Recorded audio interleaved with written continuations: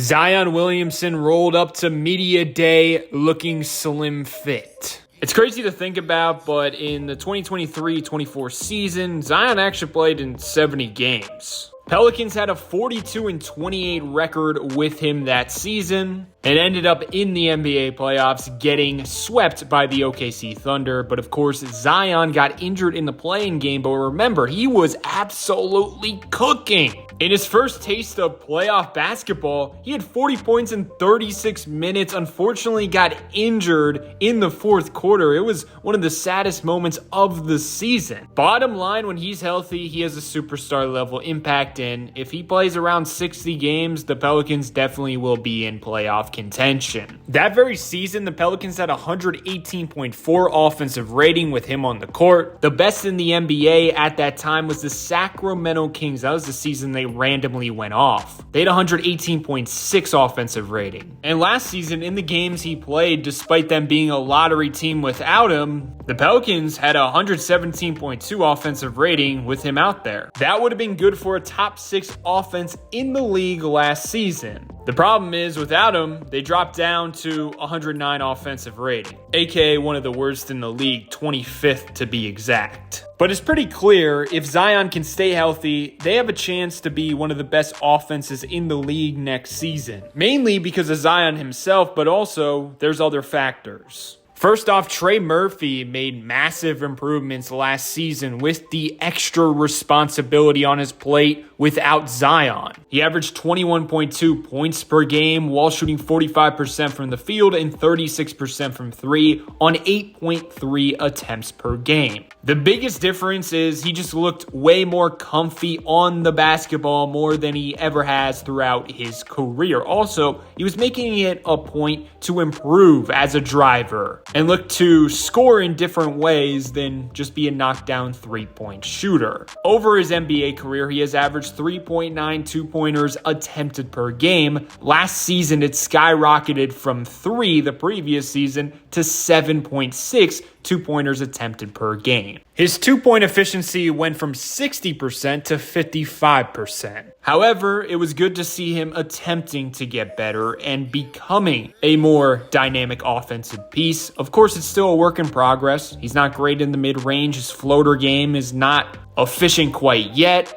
But it was a jump in the perspective that he's more than just a catch-and-shoot threat. You can give him the rock and he can do something in the pick and roll. Gaining that experience and doing it in the game is the first step because now he knows what he has to work on to make it a problem for the rest of the league. And that just really wasn't an option 2 years ago when Zion was on the floor with him. Heading into next season, you can safely assume he's going to be more than just a catch-and-shoot player offensively. He needed that for his development. He needed Zion's gravity to be taken away. And you could tell he's locked in and he wants to be the best version of himself, and that really makes me believe in him. He stated a goal for him is to become an all-star one day. But just like Zion, he's got to stay healthy too. Past 2 seasons, he's played less than 60 games. But overall, last season's version of Trey Murphy on offense and then Zion Williamson is a great start offensively. I also think they upgraded the CJ McCollum spot, not necessarily the production aspect, because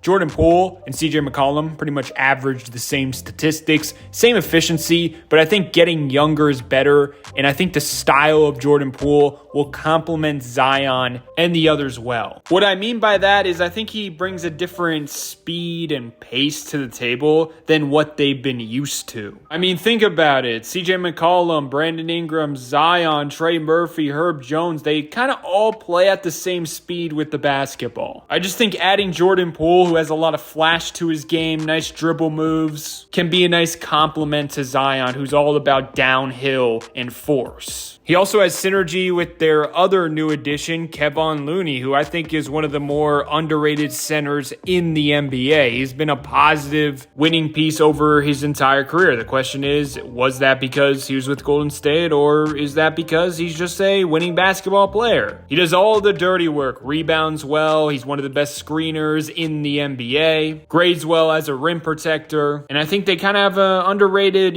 front court going on. You got Zion, Kevon Looney, Looney, Yves Missy, and then, of course, the rookie Derek Queen. I'm telling you, their expected starting five, I think, has potential. DeJounte Murray most likely won't return until midway through, so it's looking like Jordan Poole, Herb Jones, Trey Murphy, Zion, and Kevon Looney. Of course, there's a chance that Missy ends up starting over Kevon Looney, but I wouldn't be shocked if to begin the year, Willie Green allows the veteran to try to win the starting role. I haven't talked about Herb Jones, of course. I think most of his impact will come defensively. Offensively, he just needs to get back to 40% from three. Last season, he really struggled from deep, 30%. That's a key ingredient for them reaching their potential as an offense. But also, he couldn't stay healthy last season. Only 20 games played, and the 3 years prior, he was super durable. So hopefully, it's just an outlier season. I don't know what's going on with the Pelicans. They're cursed with the injury bug. And you just saw his defensive impact. Without him, 29th defensive rating in the 24-25 season. In the rare time he was on the court, the Pelicans had 114.5 defensive rating.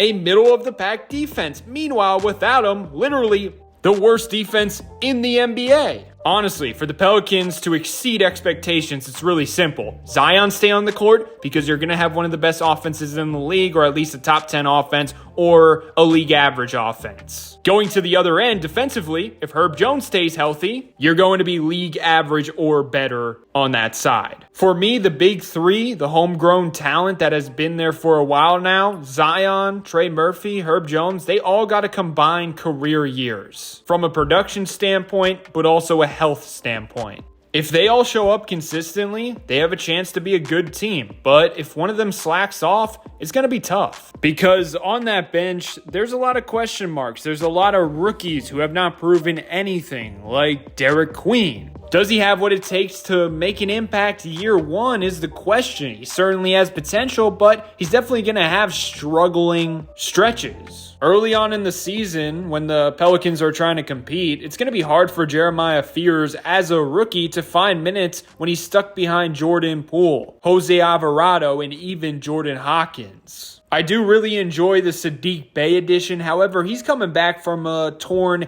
ACL. So who really knows how that's going to affect his impact? Basically, this whole Pelicans team is a huge question mark, especially the bench. But also, looking at Zion, he's a question mark. How healthy is he going to be? But the best version of Zion fixes a lot of issues and covers up holes on this roster. It really feels like a make or break season for the Pelicans and Zion's future. If it goes wrong, this is probably his last season there. But if it goes right, the Pelicans all of a sudden have one of the best players in the NBA. Let me know your thoughts below in the comment section and leave a like if you enjoyed. Thank you very much.